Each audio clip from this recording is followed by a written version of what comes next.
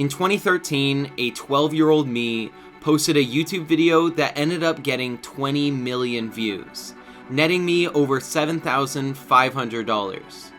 And beyond being a random fun fact about me to tell at parties, this tiny moment of short-lived YouTube success redirected the course of my life in a hugely significant way. In fact, if on November 26, 2013, my 12-year-old self decided not to post this video, I would not have a camera, no motion design, have lived in Vancouver or Victoria, be living in a house of my own right now, be engaged, and this video you are watching wouldn't exist. I'm sure a lot of you have heard of the concept called the butterfly effect. It's the idea that a butterfly flapping its wings on one side of the world can cause a storm on the other. But while some people apply big concepts like destiny to the butterfly effect, I mostly just think that it's a random chaotic happenstance that makes life beautiful, unique, and interesting. So today I'm gonna delve into one of those random amazing things that ended up shaping my life to what it is today.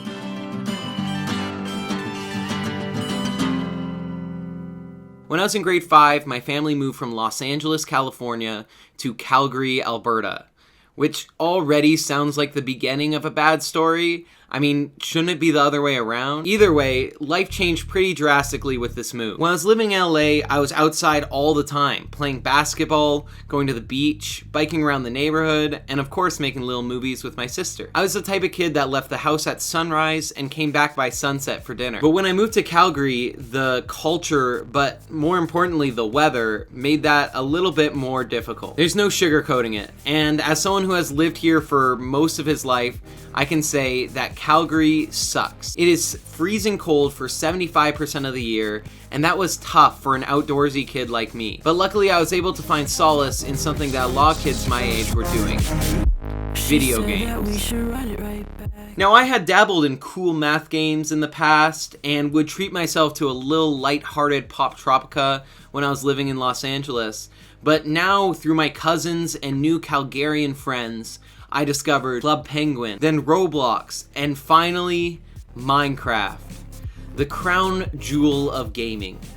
I started playing at the same time as, well, the whole world, and I was instantly hooked. Minecraft was, and still is, the biggest video game in the world, and between 2011 to 2013, it was at its peak, which is pretty crazy. Like, there's been a recent boom in Minecraft's popularity with people like Deem, TommyInnit, Technoblade, and others, but this new wave of fans and attention towards Minecraft is still only half as big as Minecraft was in 2011. Minecraft was such a success for a lot of reasons. Most importantly, it was a great game. I mean, it was essentially 1,000 games and worlds rolled up into one game due to its incredible multiplayer functionality. This meant that 10 different people could be playing and enjoying Minecraft for entirely different reasons. One person might like building, another might like survival, another might like PvP, Bed Wars, survival games, LAN parties, parkour, mini games. Minecraft had it all. But an element that can be overlooked sometimes, and what I see as a hugely influential cause of Minecraft's enormous success, was the culture around it, and specifically, Minecraft YouTubers. YouTube as a platform had finally, after years, found a strong foothold in the entertainment space. And while Minecraft exploded onto the gaming world, it also exploded onto YouTube. In 2011, I loved watching Minecraft YouTubers. To my awkward 12-year-old gamer self, people like captiansparklez, skydoesminecraft, bajancanadian, AntVenom, jeromeasf, despite their random and frankly cringy names, were so cool to me. Looking back at them now, these guys aren't exactly the confident jocks that I may have pictured them being when I was a child, but nevertheless, I was entertained. Anytime I watched this group of YouTubers, I felt like I was playing with them in some way. And I know that sounds super parasocial because, well, it was. They were playing the game I loved, collaborating with each other, and it was really fun to watch. And I wasn't the only one who thought so. The class of YouTubers posting Minecraft content between 2011 to 2013 saw their channels rise at an incredible rate. most of them going from nobodies to channels with millions of subscribers, raking in tens of millions of views per week. Within the macro space of YouTube as a whole, gaming YouTubers were given a sudden edge as YouTube changed the algorithm from favoring views via clicks onto videos to watch time. To win at YouTube now, you have to be able to post often and get people watching for a long period of time. And guess who is better at doing that than anyone else? Gamers. And specifically, Minecraft gamers. The content was so low effort too, allowing these guys to be able to upload content at an insane rate. Someone like Bajancanadian could record one round of the survival games, a Minecraft version of the popular movie The Hunger Games, for 25 minutes, and he would have a video for the day.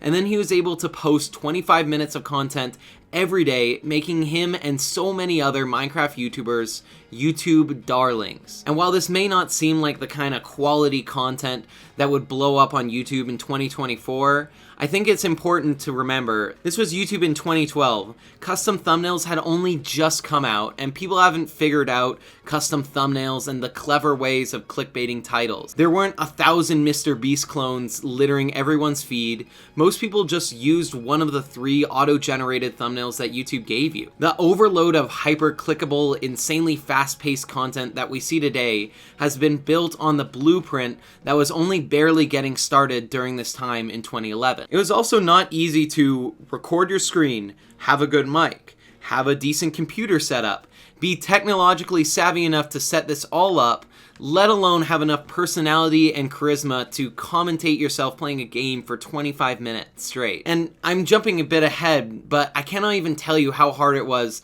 to find screen recording software during that time that didn't have a fat bandicam.com overlay on top or shell out $200 on an Elgato capture card. Anybody who is able to post a YouTube video that had semi-good quality had a really good shot at being successful. Which is crazy too, considering how different it is today.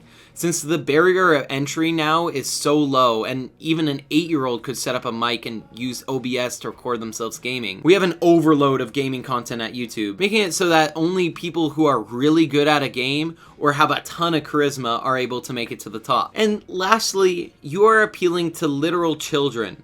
And look at any content for kids nowadays. It is not hard to appeal to children. To me and other millions of 10 to 15-year-olds that were playing Minecraft and watching YouTube at the time, the content was absolutely revolutionary. And it was all these factors of Minecraft becoming insanely popular, YouTube becoming more accessible, and technology advancing so people could capture this content, all happening at the exact same time, that made this content absolutely huge.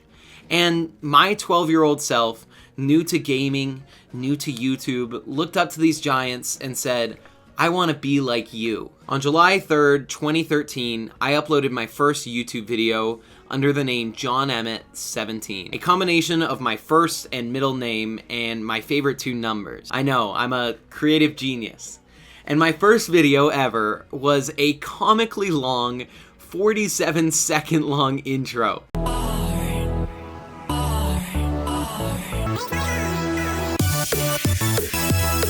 It's so bad. My second video was a round of survival games uploaded at a dismal 480p with a computer that could barely get 25 frames per second, thanks to my mom's compact laptop. What's up guys, it's me Jonah here, and I'm going to be playing some Blitz survival games on Hypixel server. But I was following in the footsteps of the people I idolized at the time, and I continued to make content. A lot of my first videos are either some sort of Minecraft minigame or my best attempt at making intros for my friends, who are also starting their own YouTube channels at the same time. None of my videos were good at all, and none of them netted me even a remote amount of views or subscribers. But I'm so grateful that I didn't give up. For some reason, whether it be enjoying uploading, mimicking my idols, wanting to become famous, or whatever, I kept posting videos. And then somehow, on November 26th, 2013, one of these videos skyrocketed in views, blowing any expectations of my younger self out of the water. This was the video that changed everything. I stole a box of appliances from a strip mall in your hometown. Now, I would love to say that the video that blew up was the result of hard work, dedication to the craft, and relentless efforts to increase the quality of my content year over year. But this video was the furthest thing from that. The truth is that 3 months into my YouTube channel, and after only uploading 15 YouTube videos prior, I luckily and randomly struck gold when I posted a video entitled Top 10 Minecraft Songs / Parodies of 2013. A video that over its lifetime would reach 20 million views, 85,000 likes, and netted me 95,000 subscribers, and within a short year would earn my 13-year-old self just shy of $8,000 USD. Wow, so much to cover here. Let's first talk about the video itself, which is merely a compilation video of 10 different stolen Minecraft music videos that were huge at the time. And you might be saying to yourself, Minecraft music videos? What the hell is that? And that's a fair question, and I still don't really get it 100%, but for some reason, every big Minecraft YouTuber in 2012 was making Minecraft parodies of real pop songs at the time. Captiansparklez was probably the biggest one, making parodies of Usher's DJ's Got Us Falling in Love, Teo Cruz's Dynamite, and Coldplay's Viva La Vida. These videos now have 286, 118, and 156 million views respectively. It's kind of embarrassing to admit, but Fallen Kingdom, the parody of Viva La Vida, was the first time that I've ever heard that song, and instead of adding Viva La Vida to my songs playlist afterwards, I added Fallen Kingdom instead, because I liked it better. Please don't hate me, music nerds. But Captiansparklez wasn't the only one doing this. All the YouTubers that I've mentioned previously had their own Minecraft song or parody, and they were all bringing in tons of views, and also tons of money. Now, if I'm being honest, I don't know what was going through my 12-year-old brain as I sat down to rip 10 videos that weren't mine, toss them into Premiere Pro, and add absolutely nothing other than some text saying, "Thanks for 20 subscribers," and of course the numbers 1 to 10. And I don't want you, the viewer, to get the wrong impression of me or what I was doing at the time. I was blatantly stealing content and uploading them to my own channel, and I'm not proud of the video in any way, although the stats of it do make for a good story. But I made the video nonetheless, and the video itself didn't actually blow up right away, but by January of 2014, it had well over 1 million views, and suddenly my whole channel and all my other content I was posting was getting tens to even hundreds of thousands of views. My subscriber count was also rising at an incredible rate. My whole channel was skyrocketing to the moon with no signs of stopping. And then out of the blue, I received an email. My name is David, and I am a content scout for TGN, a YouTube network that partners channels who post high-quality videos. I have looked over your channel extensively, and I would love to offer you a partnership.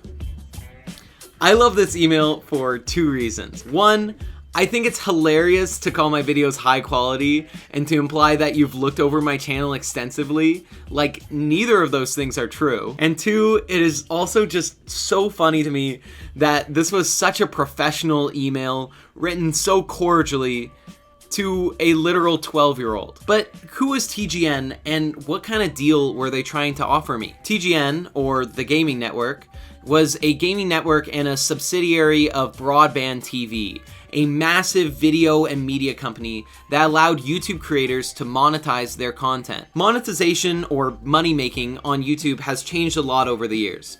But back in the day, if you were posting video game content, the only way you could make money from it was through a third party like BBTV, who would broker a deal from the video game company like Minecraft, so your video could be posted. So what's the catch? Well, they take 40% of your revenue. But to be honest, my 12-year-old self didn't even know that making money on YouTube was an option. So they could have offered me 5% and I would have definitely said yes. I also find it funny that when reaching out to me, they told me that they have looked over my channel extensively and that they only send this to channels that truly post great videos, while every video looked like this. I am climbing your mob spawn. Okay, is this it? Okay. Anyways, I said yes, signed a contract on January 4th, 2014, and on January 31st, a mere 27 days later, I got my first check for $3,364. I mean, what the fuck? The next month, it was $2,631. I had made $6,000 off of YouTube in 2 months at the age of 12. YouTube in 2014 was a much smaller company than it is today, and was under a lot less scrutiny for its ad policies and its use of copyrighted material, and with that, they had very little tools to detect copyright. This is very unlike the YouTube that we see today, where if you feature music in a video for longer than 3 seconds, your whole video is demonetized. But somehow my dumbass was able to post a whole 10 full songs without a hitch. It's really hard not to look back at this time in my life, and although a very morally questionable move, wish that I just posted 100 more Minecraft parodies and raked in tens of thousands of dollars and pay off my future student loan. I couldn't give names, but I saw several other channels posting these videos daily, each one of them getting over 100,000 views. Knowing this fact makes it especially hard to look back at this time.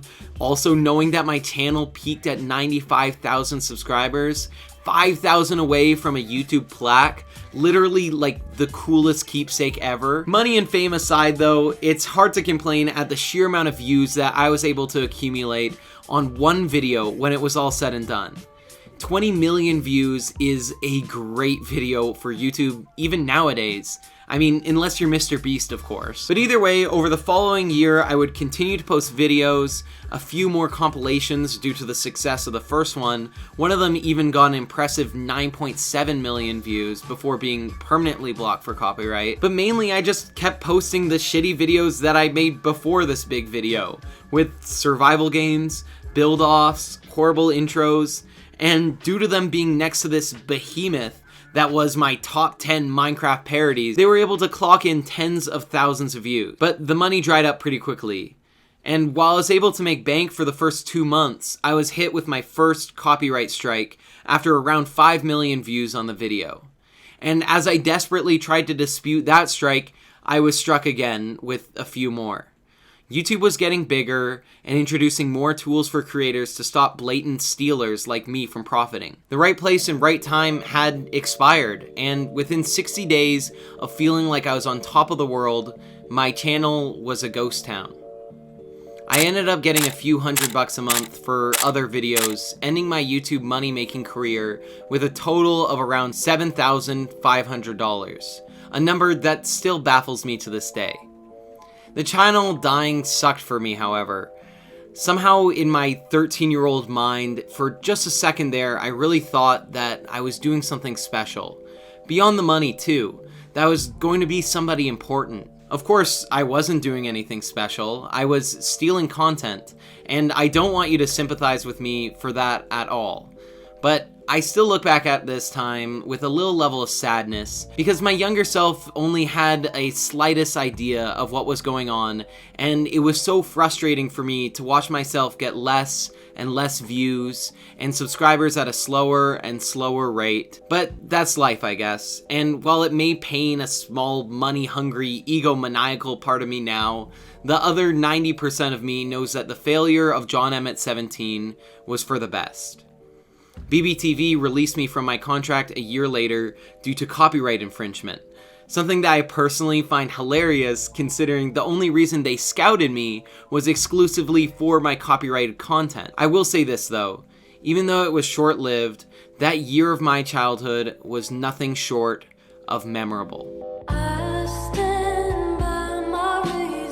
So you're a 13-year-old with $7,500. What do? Buy an iPad, a huge TV, candy, clothes? Well, I only use my money for 2 items, and these 2 things would end up defining the next 10 years of my life. I bought a computer and a camera.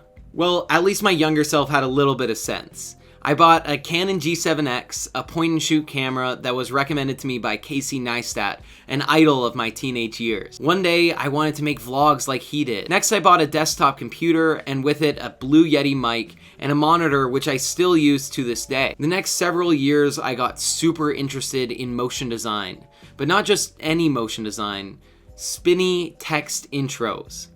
You know the ones. Yeah, the ones you would see on Minecraft YouTube channels throughout the mid-2010s. But the skills and connections that I made here ended up landing me a job with tons of different musicians, companies, and even a YouTube channel with over 1 million subscribers. But that's a story for another time. As for my camera, I got really into making edits and short films. I was inspired by people like Casey Neistat, Sam Colder, Tim Kellner, and so many others. And I wanted to use my videos along with beautiful music to make people feel something. It was this drive that led me to film school in Vancouver, where I met my fiance, but I guess that's a story for another time as well. But that whole Vancouver experience culminated into this 3-month-long road trip, which ended up being the best experience of my life, the first major video on this channel, and one of the main reasons why I started this channel in the first place. Either way, this random moment of YouTube success lit a spark in my mind. It gave me a small bit of confidence that I was capable of creating. And you could definitely argue that that feeling was based on a farce. That it was blatantly stolen content, not at all something I made on my own, and did not require any skill. You could also say that my stupid 12-year-old brain had no sense of the algorithm either, to know that it was a good video to post or a good time to post it when I did, and it was just dumb luck that it blew up. And I mean, to be honest, you would be right. It's pretty crazy looking back on my life over the past decade and realizing that the thing that motivates me, the goal that I've had now for the past 10 years of being a video creator, is based on a random YouTube video that only got popular because I happened to be at the right place at the right time, unbeknownst to me. But without being too sappy or melodramatic, something that I tend to do sometimes at the end of videos, I just wanted to say that maybe my motivation doesn't have to be real. Maybe it's just good that I had some sort of semblance of confidence in my ability to create, because it led me to a point where I actually could create. This stupid top 10 Minecraft parodies video that I made when I was in grade 7 made me feel like I could do something with videos in the future. And maybe that feeling is all that you need. My name is Jonah, and thank you for watching.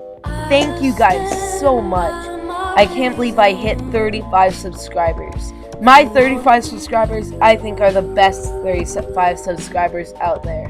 Like, seriously, you guys are awesome. I can't believe you subscribed to my channel. I never intended to get any subscribers. I didn't think I would make it this far.